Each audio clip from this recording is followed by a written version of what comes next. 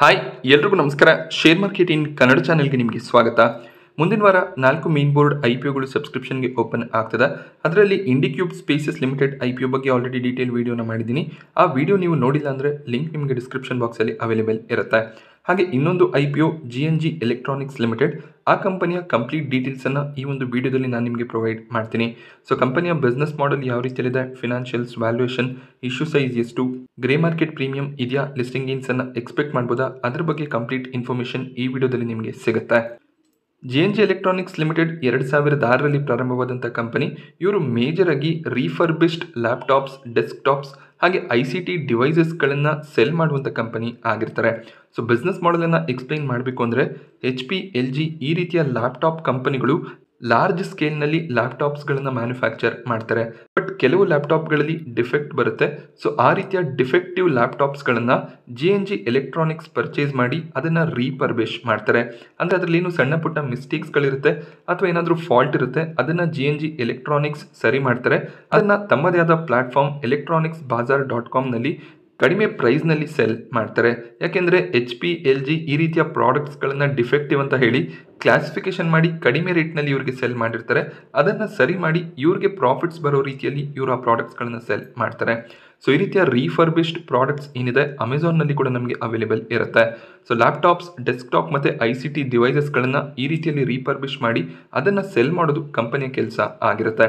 So ಕೇವಲ ಭಾರತ ಅಷ್ಟೇ ಅಲ್ಲದೆ USA, ಯುರೋಪ್, ಆಫ್ರಿಕಾ, UAEನಲ್ಲಿ ಕೂಡ ಇವರು ಬಿಸ್ನೆಸ್ಸನ್ನು ಮಾಡ್ತಾರೆ. ಸೊ ಎಲೆಕ್ಟ್ರಾನಿಕ್ಸ್ ಬಾಜಾರ್ ಅನ್ನುವಂಥ ಒಂದು ವೆಬ್ಸೈಟ್ ಕೂಡ ಇದೆ. ಇಲ್ಲಿ ಪ್ರಾಡಕ್ಟ್ಸ್ಗಳನ್ನು ನಾವು ಪರ್ಚೇಸ್ ಮಾಡ್ಬೋದಾಗುತ್ತೆ.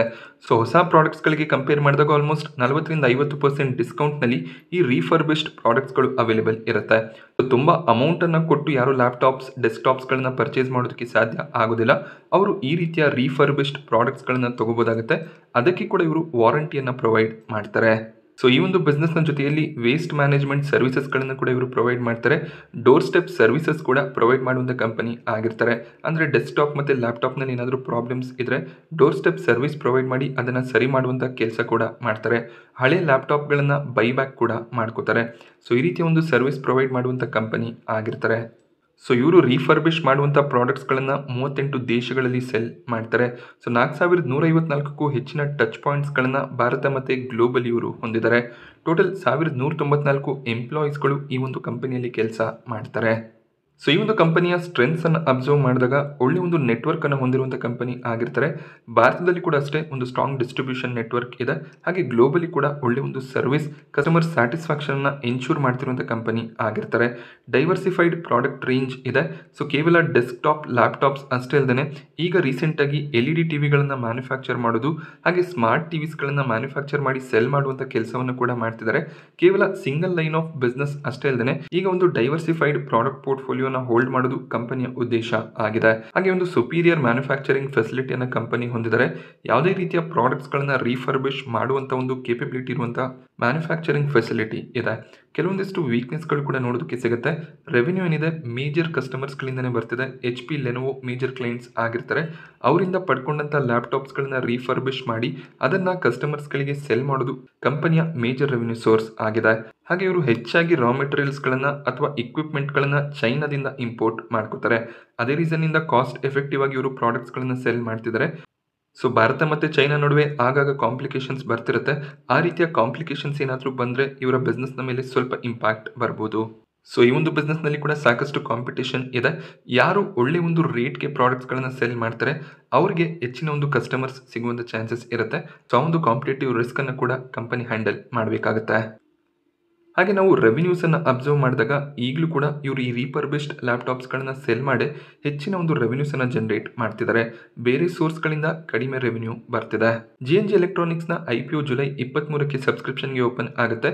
ಜುಲೈ 25ರವರೆಗೂ ಈ ಒಂದು IPOನಲ್ಲಿ ನೀವು ಸಬ್ಸ್ಕ್ರೈಬ್ ಮಾಡ್ಕೋಬೋದು. ₹2 ಫೇಸ್ ವ್ಯಾಲ್ಯೂ ನೋಡೋದಕ್ಕೆ ಸಿಗುತ್ತೆ. Lower price band 225, cut off price ₹237 set ಮಾಡಿದ್ದಾರೆ. ಸೊ 237ರ ಕಟ್ ಆಫ್ ಪ್ರೈಸ್ ಏನಿದೆ ಅದೇ ಒಂದು ಪ್ರೈಸ್ನಲ್ಲಿ ನೀವು ರಿಟೇಲ್ ಕ್ಯಾಟಗರಿಯಲ್ಲಿ ಅಪ್ಲೈ ಮಾಡಬೇಕು.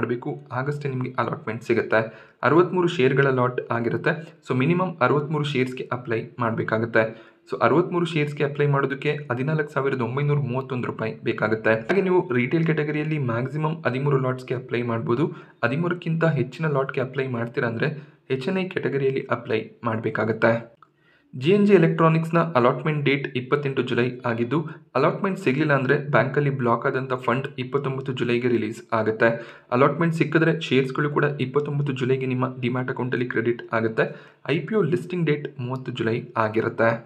ಜಿ ಎಲೆಕ್ಟ್ರಾನಿಕ್ಸ್ನ ಫಿನಾನ್ಷಿಯಲ್ಸ್ ಅನ್ನು ಅಬ್ಸರ್ವ್ ಮಾಡಿದಾಗ ಕಂಪನಿಯ assets year on year continuous ಆಗಿ ಇನ್ಕ್ರೀಸ್ ಆಗ್ತಿದೆ. ಅದೇ ರೀತಿಯಲ್ಲಿ ರೆವೆನ್ಯೂ ಕೂಡ ಸ್ಟ್ರಾಂಗ್ ಆಗಿ ಇನ್ಕ್ರೀಸ್ ಆಗಿದೆ. ಪ್ರಾಫಿಟ್ನಲ್ಲಿ ಕೂಡ ಒಳ್ಳೆ ಒಂದು ಗ್ರೋತ್ ಇಯರ್ ಆನ್ ಇಯರ್ ನೋಡೋದಕ್ಕೆ ಸಿಗ್ತದೆ.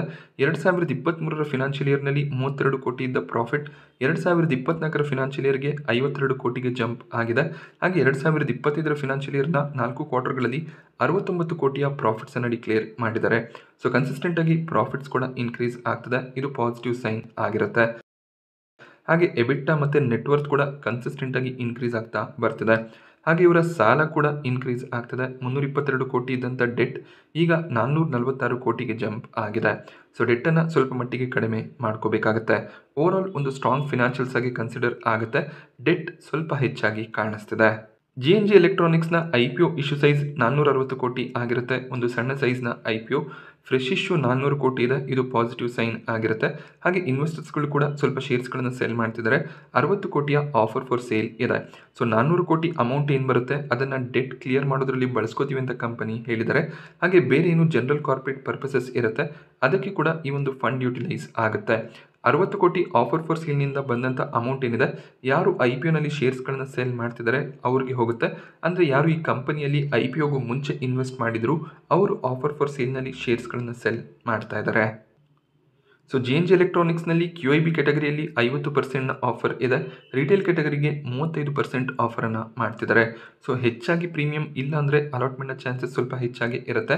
ಹಾಗೆ ನೀವು ಬೇರೆ ಬೇರೆ ಡಿಮ್ಯಾಟ್ ಅಕೌಂಟ್ಗಳಿಂದ ಅಂದರೆ ಬೇರೆ ಬೇರೆ ಪರ್ಸನ್ಸ್ಗಳ ಡಿಮ್ಯಾಟ್ ಅಕೌಂಟ್ನಿಂದ ಅಪ್ಲೈ ಮಾಡಿದಾಗ ಅಟ್ಲೀಸ್ಟ್ ಒಂದು ಲಾಟ್ ಒಂದು ಅಕೌಂಟ್ನಲ್ಲಿ ಅಲಾಟ್ ಆಗುವಂಥ ಚಾನ್ಸಸ್ ಹೆಚ್ಚಾಗಿ ಇರುತ್ತೆ. ಸೊ ನೀವು ಒಂದೇ ಅಕೌಂಟ್ನಿಂದ 13-14 ಲಾಟ್ ಅಪ್ಲೈ ಮಾಡಿದಾಗ ಅಲಾಟ್ಮೆಂಟ್ನ ಚಾನ್ಸಸ್ ಕಡಿಮೆ ಆಗುತ್ತೆ. ಜಿ ಎಲೆಕ್ಟ್ರಾನಿಕ್ಸ್ನ IPO ವ್ಯಾಲ್ಯೂಷನನ್ನು ಅಬ್ಸರ್ವ್ ಮಾಡಿದಾಗ ಅಪರ್ ಪ್ರೈಸ್ ಬ್ಯಾಂಡ್ 237 ರೂಪಾಯಿ ಏನಿದೆ ಈ ಒಂದು ಪ್ರೈಸ್ನಲ್ಲಿ ಟೋಟಲ್ ಮಾರ್ಕೆಟ್ ಕ್ಯಾಪ್ 2700 ಕೋಟಿ ನೋಡೋದಕ್ಕೆ ಸಿಗುತ್ತೆ. 7 ರೂಪಾಯಿಯ ಅರ್ನಿಂಗ್ ಪರ್ ಶೇರ್ ಇದೆ. 33ರ P/ಯಲ್ಲಿ ಮಾರ್ಕೆಟ್ನಲ್ಲಿ ಲಿಸ್ಟ್ ಆಗಬೇಕು ಅಂತ ಇದ್ದಾರೆ. ಇದೊಂದು ಸ್ಮಾಲ್ ಕ್ಯಾಪ್ ಕಂಪನಿಯಾಗಿ ಮಾರ್ಕೆಟ್ನಲ್ಲಿ ಲಿಸ್ಟ್ ಆಗುತ್ತೆ. ಹಾಗೆ ಕಾಂಪಿಟೇಟರ್ಸನ್ನು ಅಬ್ಸರ್ವ್ ಮಾಡಿದಾಗ ನ್ಯೂ ಜೈಸಾ ಟೆಕ್ನಾಲಜೀಸ್ ಲಿಮಿಟೆಡ್ ಅನ್ನುವಂಥ ಕಂಪನಿ ಇದೇ ರೀತಿಯ ಬಿಸ್ನೆಸ್ಸನ್ನು ಮಾಡ್ತಾರೆ. ಈ ಕಂಪನಿ ಆಲ್ರೆಡಿ ಮಾರ್ಕೆಟ್ನಲ್ಲಿ ಲಿಸ್ಟ್ ಆಗಿದ್ದು 21ರ P/ಯಲ್ಲಿ ಈ ಕಂಪನಿ ಟ್ರೇಡ್ ಆಗ್ತದೆ. ಸೊ ಕಾಂಪಿಟೇಟರ್ಗೆ ಕಂಪೇರ್ ಮಾಡಿದಾಗ ಸ್ವಲ್ಪ ವ್ಯಾಲ್ಯೂಷನ್ ಎಕ್ಸ್ಪೆನ್ಸಿವ್ ಆಗಿ ಕಾಣಿಸುತ್ತೆ. ಜಿ ಎಲೆಕ್ಟ್ರಾನಿಕ್ಸ್ನ IPO registrar big share service private limited ಆಗಿದ್ದು ಇವರ ವೆಬ್ಸೈಟ್ನಲ್ಲಿ ಅಲಾಟ್ಮೆಂಟ್ ಸ್ಟೇಟಸನ್ನು ಚೆಕ್ ಮಾಡ್ಕೋಬೇಕಾಗುತ್ತೆ. ಕೊನೆಯದಾಗಿ ಎಷ್ಟು ಗ್ರೇ ಮಾರ್ಕೆಟ್ ಪ್ರೀಮಿಯಂ ನಡೀತಿದೆ ಅಂತ ಅಬ್ಸರ್ವ್ ಮಾಡಿದಾಗ ಇವತ್ತಿನ ದಿನ 72 ರೂಪಾಯಿಯ ಪ್ರೀಮಿಯಂ ಕಾಣಿಸ್ತದೆ. ಕಂಪನಿ ಸೆಟ್ ಮಾಡಿರುವಂಥ ಪ್ರೈಸ್ 237 ರೂಪಾಯಿ ಆಗಿರುತ್ತೆ. ಸೊ 30% ಲಿಸ್ಟಿಂಗ್ ಗೇನ್ನ ಎಸ್ಟಿಮೇಷನ್ಸ್ ಇವತ್ತು ನೋಡೋದಕ್ಕೆ ಸಿಗ್ತದೆ. ಇದೇ ರೀತಿಯ ಒಂದು ಪ್ರೀಮಿಯಂ ಕಂಟಿನ್ಯೂ ಆದರೆ ಖಂಡಿತವಾಗ್ಲೂ ಲಿಸ್ಟಿಂಗ್ ಗೇನ್ನ ಪರ್ಸ್ಪೆಕ್ಟಿವ್ನಿಂದ ಅಪ್ಲೈ ಮಾಡ್ಬೋದಾಗುತ್ತೆ. ಪ್ರತಿ ಲಾಟ್ನ ಮೇಲೆ 4,500 ರೂಪಾಯಿಯ ಪ್ರಾಫಿಟ್ ಎಕ್ಸ್ಪೆಕ್ಟೇಷನ್ ಇದೆ. ಈಗ ಬರ್ತಿರುವಂಥ IPOಗಳಲ್ಲಿ ಅಬ್ಸರ್ವ್ ಮಾಡಿದಾಗ ಇದು ಹೈಯೆಸ್ಟ್ ಪ್ರಾಫಿಟ್ಸ್ ಆಗಿರುತ್ತೆ. IPO ಇಶ್ಯೂ ಸೈಜ್ ತುಂಬಾ ಸಣ್ಣದಾಗಿದೆ. ಅದರಿಂದ ಅಲಾಟ್ಮೆಂಟ್ನ ಚಾನ್ಸಸ್ ಕಡಿಮೆ ಇರುತ್ತೆ. ಬಟ್ ಸ್ಟಿಲ್ ಟ್ರೈ ಮಾಡ್ಬೋದಾಗುತ್ತೆ. ಅಲಾಟ್ಮೆಂಟ್ ಸಿಕ್ಕಿದ್ರೆ ಒಳ್ಳೆ ಒಂದು ಪ್ರಾಫಿಟ್ಸನ್ನು 3 ದಿನದ ಸಮಯದಲ್ಲಿ ನೀವು ತೊಗೋಬೋದು. ಸಾಕಷ್ಟು ಜನ ಅಲಾಟ್ಮೆಂಟ್ ಸಿಗೋದಿಲ್ಲ ಅಂತ ಅಪ್ಲೈ ಮಾಡೋದಿಲ್ಲ. ಬಟ್ ಈಗ ರೀಸೆಂಟಾಗಿ ಬಂದಂಥ ಕೆಲವೊಂದಿಷ್ಟು IPOಗಳಲ್ಲಿ ಪ್ರೀಮಿಯಂ ನೆಗ್ಲಿಜಿಬಲ್ ಇತ್ತು. ಅಂದರೆ 15-20% ಪ್ರೀಮಿಯಂ ಇತ್ತು. ಆ ಒಂದು ರೀಸನ್ನಿಂದ ರಿಟೇಲ್ ಕ್ಯಾಟಗರಿ ಕಡಿಮೆ ಟೈಮ್ ಸಬ್ಸ್ಕ್ರೈಬ್ ಆಗಿತ್ತು. ಸೊ ಆ ರೀತಿಯ IPOಗಳಲ್ಲಿ 4-5 ಡಿಮ್ಯಾಟ್ ಅಕೌಂಟ್ಗಳಿಂದ ಅಪ್ಲೈ ಮಾಡಿದಾಗ ಅಟ್ಲೀಸ್ಟ್ ಒಂದು ಲಾಟ್ ಸಿಗುವಂಥ ಚಾನ್ಸಸ್ ಇರುತ್ತೆ. ಸೊ ಆ ಒಂದು ಲಾಟ್ನಲ್ಲಿ 3,000-4,000 ಸಾವಿರದ ಪ್ರಾಫಿಟ್ಸನ್ನು ನೀವು ಎಕ್ಸ್ಪೆಕ್ಟ್ ಮಾಡ್ಬೋದು.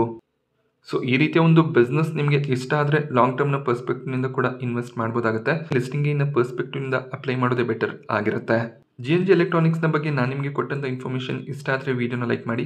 ಹಾಗೆ ಇದೇ ರೀತಿಯ IPO ರಿವ್ಯೂಸ್ ಮಾರ್ಕೆಟ್ ಅಪ್ಡೇಟ್ಸ್ಗಳಿಗೋಸ್ಕರ ಚಾನಲ್ನ ಸಬ್ಸ್ಕ್ರೈಬ್ ಮಾಡ್ಕೊಳ್ಳಿ. Thank you friends.